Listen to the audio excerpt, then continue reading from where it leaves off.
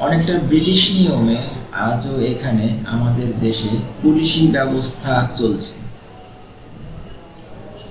ব্রিটিশরা যখন এদেশে এসেছিল এবং শাসনভার গ্রহণ করেছিল, তখন তারা দেখল যে ব্রিটেন থেকে লোক এনে এখানে শাসন ব্যবস্থা চালানো সম্ভব নয় কখনো।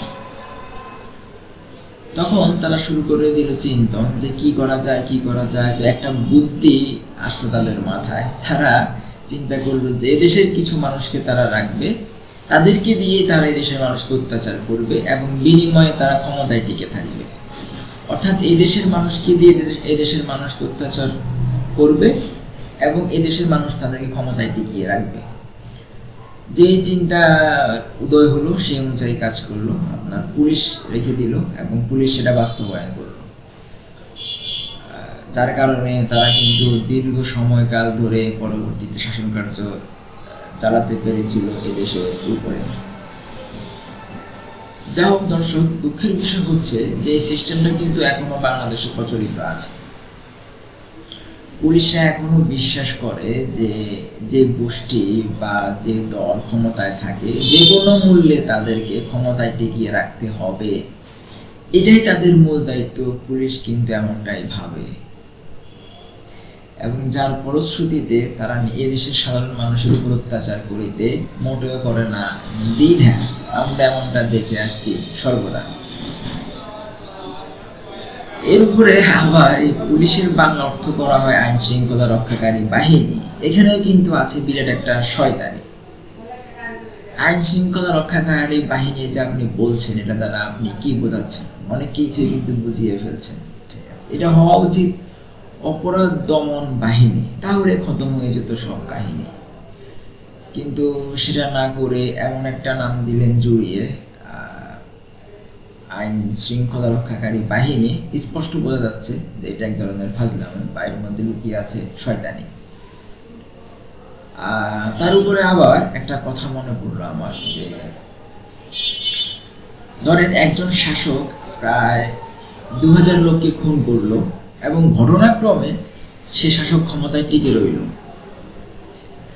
এখন তার কি বিচার হবে? আপনারা বলুন। সবে বিচার হবে না। কেননা তার বিরুদ্ধে কোনো লোক থানায় জানাবে না অভিযোগ, আর অভিযোগ না জানালে পুলিশ কিন্তু কোনো কালে তার বিরুদ্ধে ব্যবস্থাপনা গ্রহণ করিবে না, ঠিক কিনা? পুলিশকে আগে অভিযোগ করতে হয়, তারপরে কেবলমাত্র তখন ওই সময় তারা এই বিষয় যাচাই বাছাই করে, কিছু একটা করার চেষ্টা করে পরে। কিন্তু আপনি যদি অভিযোগই, এখন যারা ক্ষমতাসীন, আপনি কি কোনোদিন তাদের বিরুদ্ধে অভিযোগ দিবেন? দিয়ে নিজের পায়ে নিজে গুড়াল মারবেন না। যার কারণে কেউ অভিযোগ করবে না, আর অভিযোগ না করার ফলে তার বিচারের সম্মুখীন হতে হবে না একেবারে। এরপরে তো আইন আদালত, সেখানে তো আছে পদে পদে বিপদ। সে প্রসঙ্গে আমার আজকে আলোচ্য বিষয় নয়। আমার আলোচ্য বিষয় পুলিশি সিস্টেম, যেখানে প্রচুর প্রবলেম। তো বর্তমান বাংলাদেশ এমন একটা পরিস্থিতিতে দাঁড়িয়েছে, অনেকেই ভাবছে যে বাংলাদেশের পুলিশের একটা পরিবর্তন আসবে, পুলিশ বন্ধু সুলভ হবে, পুলিশ দিয়ে উপকারে আসবে। আমি কিন্তু সেরকম সম্ভাবনা একেবারে দেখছি না। বাংলাদেশে যত বড় একজন দেশপ্রেমিকই আসুক না কেন, আমি আপনাকে বলছি পুলিশের উন্নয়ন হবে না কখনো।